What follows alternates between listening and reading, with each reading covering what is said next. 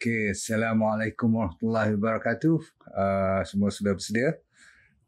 Kita nak sambung cerita pada malam ini. Sambilan tu kita tunggu bagi mereka yang bertanya saya semalam. Sambil menunggu, sebenarnya saya nak cerita tentang nutritional yeast. Ramai yang masih lagi tak tahu cara nak makannya dan sebagainya. Semalam saya ada cerita, mungkin you terlupa, letak satu sudu teh dah cukup dalam you punya salad ataupun dalam you punya atas nasi you pun boleh, tak ada masalah sebelum you gaul makan semua tu kan. Ataupun selalunya kita tak makan nasi banyak dah sekarang, betul tak? Kita nasi putih tu kena hati-hati. So kita cerita tentang salad, letak atas salad tu boleh. Dah. Ataupun ambil satu sudu makan terus, dia tak ada rasa pelik. Dia ada sedikit macam rasa lemak-lemak sikit, manis-manis sikit, sebab asal usul pun dia buat daripada fungus, daripada yeast yang didasarkan daripada molas, sugar cane juga. Okey, baik. Saudara-saudara sekalian, lagi sekali bismillahirrahmanirrahim. Assalamualaikum warahmatullahi wabarakatuh. Okey. Ada 7 tanda utama yang macam mana kita nak tahu kita ni dah kena heart problem atau tidak. Saya gunakan perkataan penyakit jantung yang general. Saya tak kata serangan jantung, sebab serangan jantung cuma satu daripada penyakit ataupun byproduct hasil daripada penyakit jantung. Saya bahagikan kepada 3 penyakit jantung ni senang saja, okay, supaya you dapat gambaran yang agak simple. Satu ialah heart attack, semua orang tahu, okey, dan kita minta simpang lah minta Tuhan lindungi kita jangan kena heart attack, sebab apa, takut tak sempat nak mengucap nanti. Itu yang paling mustahak kan, sebab heart attack ni dia nak datang, dia attack dahsyat. okey. So ini selalunya disebabkan oleh apa? Pembuluh darah kita yang 3 di depan, katakan jantung. Okey, semua buat genggam tangan macam tu cepat. Tangan kanan anda buat. Jantung anda, buat cerita kampung saya lah. Kalau saya mengajar, semua pegang macam ni. Inilah saiz jantung you lebih kurang. Kan setengah daripada kita kecil, genggamnya, setengah orang besar. Ini sebagai andaian. Supaya you faham, bila saya letak 3 jari macam tu, okay, kalau you tengok, dia belah kanan. Ini terbalik ni gambar ni kan. Sebelah kanan ada satu, tengah ada satu, kiri ada satu. Dia lebih berat sebelah kiri tu. Sebab apa? Kiri ada left ventricle, ruang ataupun bilik yang besar di mana darah terakhir sekali sebelum dia nak dipump keluar ke seluruh body kita, dia main kat left ventricle tu. Jadi dia punya supply blood tu kat situ tu agak macam lebih sikit kan. Tapi dia ada 3 kawasan. Nanti kalau satu jam, berarti satu kawasan parlimen you dah out. Kalau you bayangkan, you kena jaga 3 kawasan lah katakan. So paling-paling 2 kawasan kalau out, selalunya orang tak boleh tahan juga kan. Tu pun ada orang boleh lagi hidup dengan 1/3 supply. Sementara waktu sebelum dia buat bypass ataupun dia buat angiogram atau buat stent. Okey, itu dipanggil heart attack. Okey, kita tahu serangan jantung. Nombor 2 ialah kita boleh dia panggil cardiac arrest. Cardiac arrest ni dia orang panggil apa, jantung stop terus, tak boleh buat apa-apa lagi dah.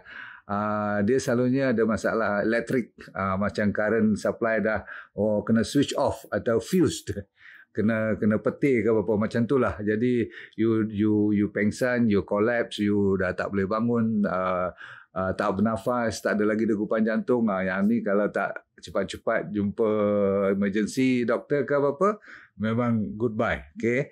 Yang tadi tu heart attack tu paling lambat pun lebih kurang 6-8 jam je. Lepas tu pun lingkup juga. Maksudnya dah terbakar jantung kita. Walaupun masih lagi boleh, tetapi akan datang ke nombor 3 punya yang saya masukkan untuk fahaman penyakit jantung, iaitu dia panggil gagal jantung atau heart failure ataupun lemah jantung. Perkataan pun lemah berarti dia tak pump macam dulu lagi dah. Jadi dia punya action tu dah tak macam dulu, tak selincah dahulu. Tapi masih hidup. Semua ni masih hidup. Yang susah nak hidup tadi tu, yang saya kata elektrik dah putus tu. Okey. Heart attack pun ramai orang hidup lagi kan. Okey. Oh, kalau saya kata ramai yang hidup lagi tu, berarti ada persentasenya selalunya 30% atau 3/10. Orang yang kena heart attack, dia kena goodbye dahulu. Lagi 20% atau lebih kurang 2/10. Kalau 10 orang kena heart attack tu, 2 orang dia boleh sempat pergi hospital, tapi dalam 48 jam dia pun pergi juga kalau tak jaga betul-betul. Cuma tinggal 50% daripada 10 orang yang selamat melalui perubatan moden ni. Of course lah, you kena sambung ambil ubat, kena follow up dengan doktor. Tapi bila dapat heart failure, disebabkan bekas jantung kena heart attack dahulu, boleh jadi lemah jantung. You akan jadi lemah jantung you. Lepas tu you kena tengok muscle you masih lagi boleh contract tak. Kalau tak kuat, macam mana nak betulkan. Doktor ada ubat-ubat yang tertentu. Lepas tu ada masalah kalau kecil-kecil lagi, congenital problem. Kadang-kadang bila dah besar sikit, dia nampak lebih ketara, iaitu injap you dah bocor. Tahu tak? Macam valve. Kita kan ada 4 injap dalam jantung kita, tapi tak apa. You tak payah ingat tu semua. Tapi doktor kata bocor dah you punya valve ni. Dia nak kena dibetulkan balik. Okay, nak kena fix benda tu lah. Sebab dah rosak, bocor. Kadang-kadang dah putus pun dia punya tendon-tendon semua tu. Jadi you kena buat orang kata apa, replacement kadang-kadang pun. Baik.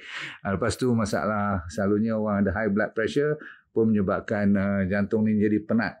Nak kena tekan, nak lawan. Lepas tu kadang-kadang kesian juga kes-kes ni bukan masalah you tak jaga badan semua. Kadang-kadang virus, tahu tak? You dapat infection, you cuma dapat demam je, sesama ataupun flu. 2-3 minggu lepas sekarang you datang kata macam saya nak bagi gejala 7-7 ni lah, apa yang you complain.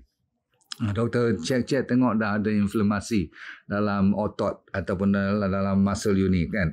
Maklum saja otot kita ni setiap hari you nak tahu tak, dia pump lebih kurang 100,000 kali sehari. Ni jantung kita ni. You tak pernah bilang pun, betul tak? Tapi kalau 1 tahun kata orang yang hampir kalau hitung-hitung tu hampir 35 juta kali.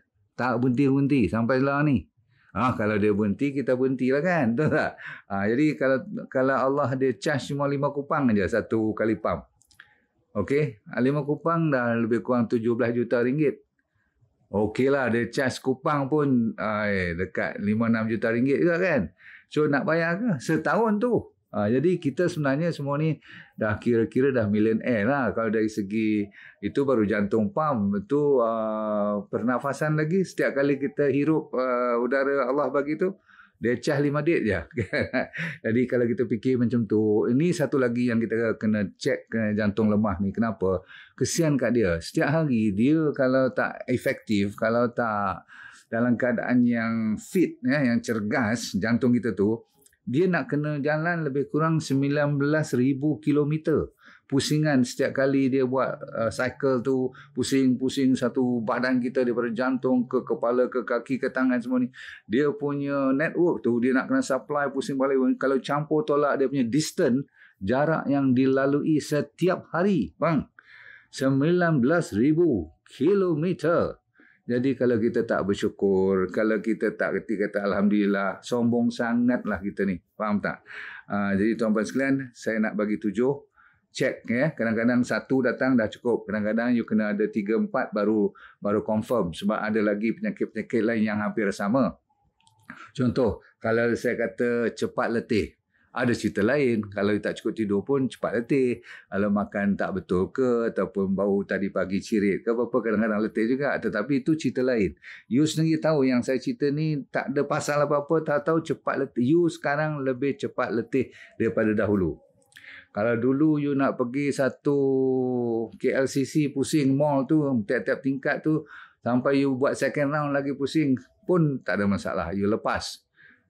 Pergi pavilion ke, pergi shopping lah konon. Sekarang nak pergi toilet pun tak mau. Takut ataupun malas. Pasal apa? Jalan je dah letih. Jalan je dah letih. Faham tu? Ni nombor 1. Orang panggil cepat letih dan letih yang bukan-bukan. Okey.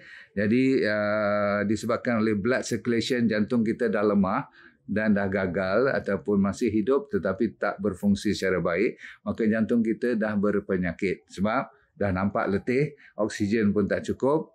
Tapi setengah orang dia normal. Kalau dia takat dia pergi toilet, kalau takat nak shopping, no problem. Cuma kalau dia exercise sahaja, baru dia rasa penatnya lain macam.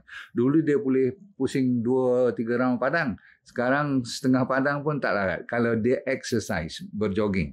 Jalan, no problem. Ini berarti dia punya kegagalan jantung dia ataupun penyakit jantung dia tidak begitu serius. Kan ada degree berapa persen dah rosak, berapa persen yang masih lagi hidup. Fahamlah jantung kita pun. Itu nombor 1.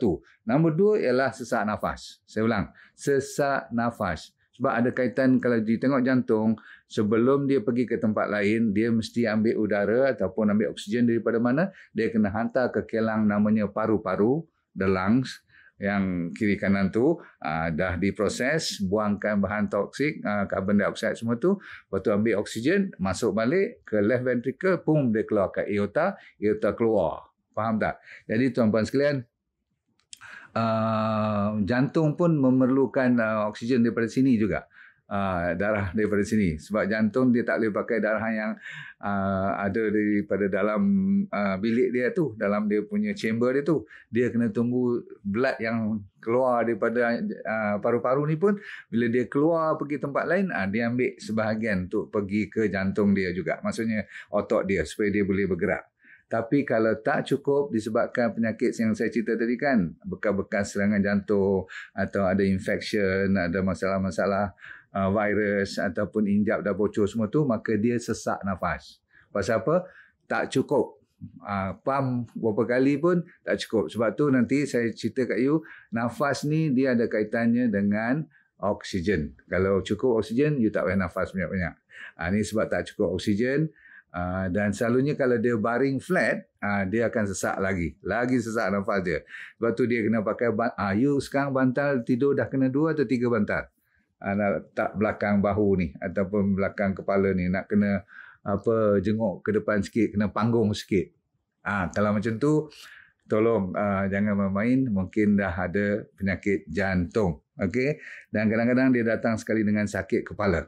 Okey, satu cerita. Dan bila you pergi check, you ingat dah baik, doktor kata tak apa, ni mungkin mild, bau sikit-sikit dulu. Tetapi kalau you kena kerap pergi jumpa balik doktor, itu pun petanda you dah kena penyakit jantung. Saya ulang, kekerapan you pergi balik check dengan doktor, tak baik-baik juga, dah 3-4 kali, confirm. Selalunya confirm lah. Walaupun doktor kata tak pasti ke apa lagi, you anggap sebagai dah ada penyakit jantung. Lebih baik you anggap benda tu ada daripada tak ada. Faham tak? Kalau you anggap ada, finally dah 3-4 kali check dengan doktor, dah buat stress test, besok clear, okey lah. Tapi takut yang terselindung yang doktor pun tak perasan, yang tu kita kena feel. Sebab kita lah sebenarnya kenal diri kita, macam mana perasaan kita. So, nombor 3 ialah batuk. Batuk ni, ialah kalau batuk sahaja disebabkan you baru balik Mekah ataupun you pergi hutan ke mana-mana atau you pergi tempat yang ramai, mungkin zaman sekarang ni lagi risau sikit kan, you check tak ada COVID dan sebagainya, lepas tu okey, tak apa. Tapi datang lagi batuk ni, tak habis-habis batuk, dan batuk pula kadang-kadang ada macam kahak, macam you nak keluarkan sesuatu daripada, selalunya daripada mana? Seolah macam you nak buang daripada paru-paru. Sebab ingat tak, bila jantung ni dah tak boleh pump sekuat dahulu, dia backflow. Dia tendang ke belakang, pergi ke mana? Dia pergi ke paru-paru. Bila dia pergi ke paru-paru, apa jadi? Paru-paru tu berair. Pernah dengar tak orang kata paru-paru berair? Sebab di bahagian balon-balon kecil-kecil nama alveoli tu, dia berair. Jadi macam ada kolam pula kat situ. Jadi body kita bila ada benda yang pelik-pelik, dia akan buang secara otomatis.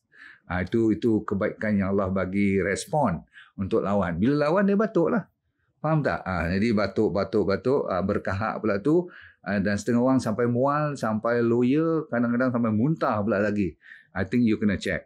Mungkin dah memang bukan serangan jantung, dah ada penyakit jantung yang agak serius. Okey, nombor berapa? 3. Nombor 4 ialah kaki bengkak.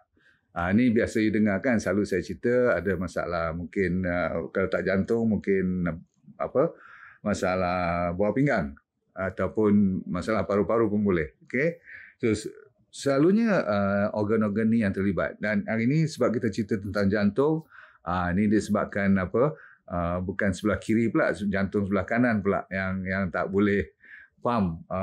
So dia tak boleh masuk ke paru-paru punya, daripada kanan nak pergi ke kiri tu kan, kadang-kadang dia patah balik ke kawasan badan kita lah, dan selalu disebabkan oleh gravity. Kaki yang nombor 1 lah kena jadi bengkak. Nombor 2, kadang-kadang dia naik ke tangan-tangan, kadang-kadang ke mata, kadang-kadang ke bahagian perut pun, sebab terlalu banyak darah ataupun in this case cecair lah, air yang tak boleh ikut sekali keluar.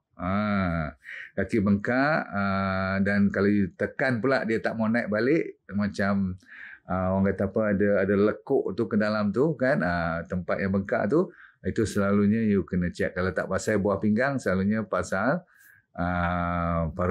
paru-paru pun boleh, apa tu, jantung.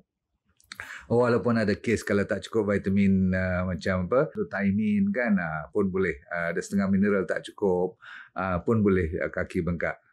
Tapi yang kalau cerita macam ni, jantung lah jadi mustahak. Nombor 5 ialah berdebar-debar. Maksudnya you punya irama jantung you kan selalunya bunyi macam tu. Kan sama kan kalau masa rehat.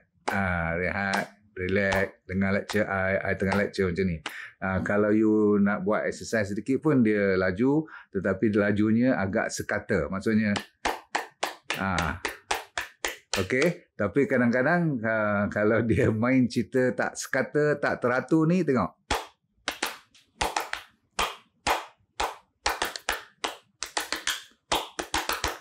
Kalau dia buat macam tu, lepas tu dia jadi tu macam tu, walaupun you tengah duduk macam ni, itu dipanggil fibrillation. Dah mulalah tu. Okey. Tachycardia, maksudnya terlalu tinggi, tak pasal-pasal tu. Okey. Jangan sampai tunggu kena cardiac arrest pula, ataupun apa yang jantung stop terus pula nanti kan. Dia tak attack pun, kadang-kadang dia terus berhenti je. Sebab ni ada kaitan dengan signal. Okey. Jadi jantung dia kena kerja overtime lah. So kalau kerja overtime sekejap tak apa. Kalau all the time overtime, jantung yang jadi letih, dan jantung pun kadang-kadang give up juga. So kena jaga baik. Nombor 6 ialah you punya urine. Air kencing boleh jadi sedikit, kurang daripada sepatutnya. You tahu sendiri, selalu you kencing sekian banyak, walaupun minum sekian biasa macam you minum berapa gelas satu hari, katakan 6 gelas, you keluarkan air kencing, katakan biasa-biasa, katakan 4 gelas, 5 gelas, paling tinggi lah. Okey, sekali ni cuma tak sampai 3 gelas. Contoh. So, urine output kalau low, I think you kena check. Tak semestinya masalah buah pinggang. Ni ada kaitan dengan pump action, tak cukup darah supply. Jadi ni nak tapis apa? Tak ada apa nak tapis lah, faham tak? Okey, right. Ataupun dia dah penat juga, buah pinggang pun nak kena kerja bantu jantung you. Last sekali ialah you senang terkejut, kadang-kadang you jadi panik, sebab kalau you dah tahu kes-kes ni, you jenis kes yang cepat takut pula tu, lagilah. Dan stres ni, takut ni boleh menyebabkan jantung pun boleh jadi rosak. Ataupun kalau jantung tu memang dah malas, daripada mula dia dah nak sakit, you bagi macam baja bagi dia sakit pula lagi, lagilah menjadi. Dan selalunya kalau dia sampai tak, orang kata apa, otak pun tak sampai supply yang mencukupi oksigen dan nutrien, maka you akan dapat orang panggil macam nak nyanyuk, dementia. Dah lupa-lupa dah. Padahal umur baru katakan 40. You nak tahu tak, sekarang zaman budak-budak muda sekarang 27, 28 dah kena heart attack, penyakit jantung. Sebab apa? Sebab penyakit jantung semuanya bukan berlaku pada minggu lepas bermula. Dia bertahun-tahun. Dan selalunya kan plak tu nak jadi atherosclerosis, yang nak jadikan macam tek gigi, tapi di dalam pembuluh darah kita, di dalam lining, lapisan dalamnya tu kan, dia itu yang menjadi tebal-tebal. Dia mula-mula dia melindungi kolesterol yang jahat kan, dia tak pecah-pecah lagi. Kalau dia dah mula retak, dah pecah dan datang blood clotting pula, ada embolism, maksudnya pembekuan darah kat tempat yang pecah tu, kat situlah sangkut, faham tak? Dan dia dah jadi awal-awal lagi sebelum dia pecah tu, hampir 20 ataupun 15 tahun yang lepas. Jadi kalau orang buat kajian sekarang mengatakan budak-budak sekecil budak muda 12 hingga 14 tahun kalau buka tempat dia punya arteri semua tu, kalau cek betul-betul semua dah ada. Semua dah ada apa? 60% daripada mereka dah ada dinamakan atherosclerosis. Faham tak? Tahi-tahi gigi yang diperbuat daripada kolesterol yang dah mula membeku tu. Sebab tu bila umur 27, 30 dah mula, patutnya masih lagi lembut, you punya pembuluh darah dia dah mula jadi keras, dah mula jadi liat. Jadi tak heranlah kalau kena marah dengan bos ke, kalau dah jadi depression ke, murung ke, ataupun ada kehilangan seseorang yang dia sayang ke, mulalah tu jadi cerita lah tu. Bergaduh pula suami isteri setiap hari, confirm umur 38 goodbye. Pernah dengar? Dan Tuhan bagi lelaki lebih pada wanita pula tu. Kan Tuhan tu maha adil. Dia membagikan penyakit pun ikut jantina juga. Kan setengah penyakit of course lady lebih, setengah penyakit lelaki yang lebih. Faham? Okey. Jadi kita tutup cerita dengan memberi pilihan. Selalunya saya akan bagi sikit solusi supaya you tidak tinggal terkapa-kapa, tak tahu apa nak buat. Okey, nombor satu ialah cukup tidur. Cukupkan tidur dahulu. Sebab saya dah cerita antioksidan ataupun apa orang panggil yang terbaik tu, antioksidan nama apa? Glutathione yang dulu. Melatonin. Ingat tak? Sebab tu tidur, dah saya cerita banyak tentang melatonin. Dia memainkan peranan yang terbaik untuk menjaga kesihatan keseluruhan badan kita. So dia lebih terror daripada glutathione. Nombor dua, jangan lagi makan makanan yang refined food. Maksudnya saya tak bagi gula tu semua faham kan. Tapi malam ni saya fokus tambah sikit dengan semua-semua yang dah diproses. Semua makanan proses, kalau you nak lawan penyakit jantung you, nak cuba reversekan dia, dah ramai orang buat, you keluarkan semua makanan-makanan yang berproses, yang diproses. Dan tingkatkan vitamin E sekarang. Jarang saya sebut vitamin E, tocotrienol daripada minyak kelapa sawit merah selalunya boleh, minyak kelapa sawit pun boleh, vitamin E supplement pun bagus, okey, untuk jantung. Lepas tu vitamin D3, K2 wajib, yang saya buat Santera tu, especially K2 yang ni tak boleh tinggal, jangan ambil D3 sahaja, K2 wajib. Sebab apa? Dia nak kena atur kat mana nak letak kalsium dia tu. Kalau tidak nanti D3 akan tabur kalsium tempat-tempat yang tak sesuai. Lepas tu kali ni untuk jantung tak boleh makan karbohidrat yang tinggi. Selalu saya benarkan karbohidrat kan, tapi bila saya kata okey, you tibai pula. So malam ni no karbohidrat lagi bagus kalau you nak cepat ni. Kalau yang tengah sakit malam ni, you nak baik dalam 2-3 bulan ni, nak cuba nasib, tengok Tuhan bagi rezeki tak. Kenapa boleh? Sebab apa? Kita tidak bergantung kepada 3 line yang besar kat depan jantung tadi tu. Supply arteri dia tu. Kita nak buka jalan halus. Dia panggil jalan tikus. Tahu tak? Jalan yang bypass dia tu. Sebab kalau tidak, you kena pergi bypass ke IJN. So lebih baik you buat bypass ni dulu. You cuba buka balik. Jalan tu mungkin dah penuh dengan lalang. Kalau you bayangkan kat kampung tu penuh dengan rumput-rumput yang dah tebal, ada pokok pun dah naik pun. So you nak kena tebang dia. Macam mana nak tebang dia kan? You kena buka jalan dengan makanan yang betul, ikut D&D diet yang saya dah cerita dulu, dengan paginya buah-buahan yang pilih yang tak manis. Semua saya dah cerita. Lepas tu ambil pilihan sayur yang 20 saya bagi tu, ikut sampai ulam dia sampai puasa tu. Jangan lupa puasa.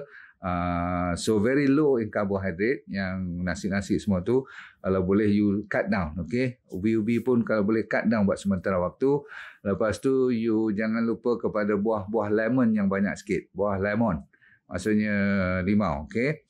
Sayur yang menghijau saya dalam D&D diet wajib lah kan, you dah tahu berapa gram semua. Lepas tu omega 3 another kewajipan. Tadi D3, vitamin E, kelapa sawit semua tu. Omega 3, you tahulah kan, ambil D&D saja inchi oil. Silakan, sekarang dah cukup stok, no problem. Ikan masih lagi saya minta you slow down sebab belum lagi bersih.